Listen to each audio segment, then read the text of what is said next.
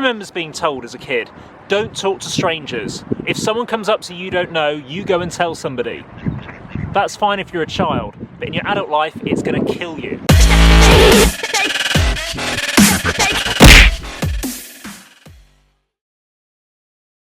Now, why do I say that? It's fine when you're a child to maybe be a bit careful, but as an adult, the only way you're going to grow your career, grow as a person, is by talking to other people, actually absorbing other people's knowledge, getting advice from different people, experimenting perhaps with different people's ideas. For example, when you're looking for your first job, you've just come out of university or you've just left school, you need to sell yourself to a potential employer, whether it's working in a shop or working in a bank. You've actually got to kind of demonstrate through your actions that you are right for the job. You also need to be able to talk to people in the right way. You need to give the impression that you're professional and that you can even deal with other people yourself.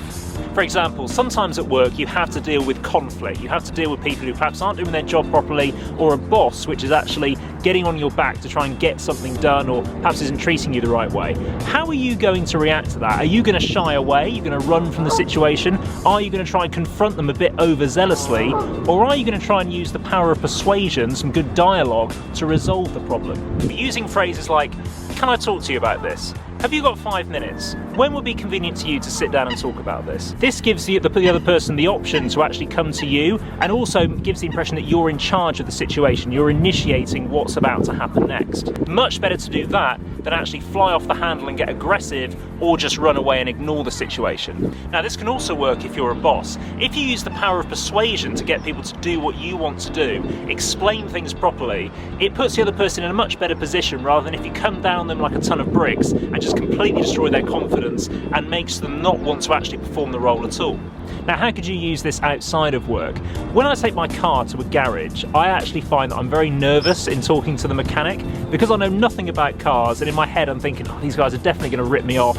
So I could probably come across like I don't know what I'm doing, and I come across very nervous. A better way for me to approach that would probably be to go in and just be honest, say, look, this is wrong with the car, I don't know what's going wrong with it, I've had no problems with it in the past, can you help me out? People are probably more likely to appreciate you from where you're coming from, rather than going in with lots of bravado, trying to make out that you know a lot about cars, or going in like a nervous wreck. Now, when you start a new job, sometimes you end up in a place where the bosses don't make much of an effort to integrate you into the kind of staff, so you need to make the effort to actually go and introduce yourself to people and let them know what you're about. Now, this can just simply be going up to someone, saying, I'm such and such, I've just started here, just thought I'd say hello. And that kind of gives the impression that you're open to talking to people and just gets you on people's radar. If you're just on first name terms, it just makes it a bit easier going to approach people to ask for help.